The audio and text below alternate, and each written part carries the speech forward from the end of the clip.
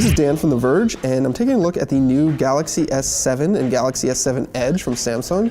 These are Samsung's flagship phones for this year, and they're very similar in looks and feel to last year's S6 and S6 Edge, but there are some key differences that Samsung's really improved in a number of ways. For one, the S7 is a 5.1-inch display, so that's the same size as last year, but the back has been curved, so it's a little bit more comfortable to hold, very similar to the Note 5's design there. But the bigger change is with the S7 Edge. It's now a 5.5-inch screen. It still has that dual curved edge display, but the back has a slight curve to it as well to make it more comfortable to hold and easier to pick up off a table. The bigger screen is still in a compact size. You can see there's a pretty small phone. It's not much bigger than the 5.1-inch S7. It's significantly smaller than other phones with 5.5-inch screens like the iPhone 6 Plus, and it makes it a lot easier to use in one hand and to slip in and out of your pocket, and yet still gives you a really big display.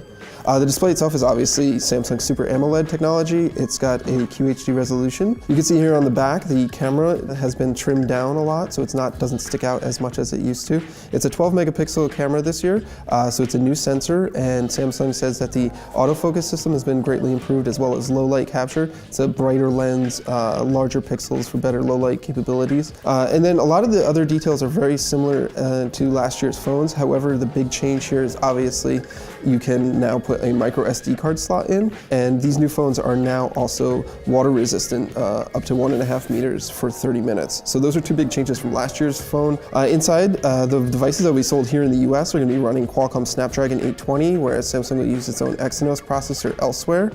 It's obviously a very high-end, fast processor. Everything here is going to run really fast and quick. It's running Android 6.0 Marshmallow. It's got Samsung's TouchWiz skin on top of it. It of course supports Samsung Pay, quick charge or fast charging, wireless fast charging, all of those features that have become kind of standard on Samsung devices.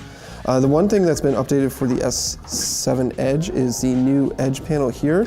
It's larger, you can see more detail, you can get more information, you can add more shortcuts to apps, you can add direct shortcuts for various activities like taking a selfie. There's a bit more customization there as well. The one other feature that Samsung's added is a new always-on display, so you can see the time and date, and you can set a picture or clock or notifications here that will always be accessible on the screen itself. It's not a wake up or anything like that, it's just always on the screen. Samsung says that the S7 and S7 Edge will be available on all carriers here in the US, and you can expect them to hit stores on March 11th, and the pricing should be roughly about the same as last year's. That's it for the Samsung Galaxy S7 and S7 Edge. For more, be sure to subscribe to our YouTube channel.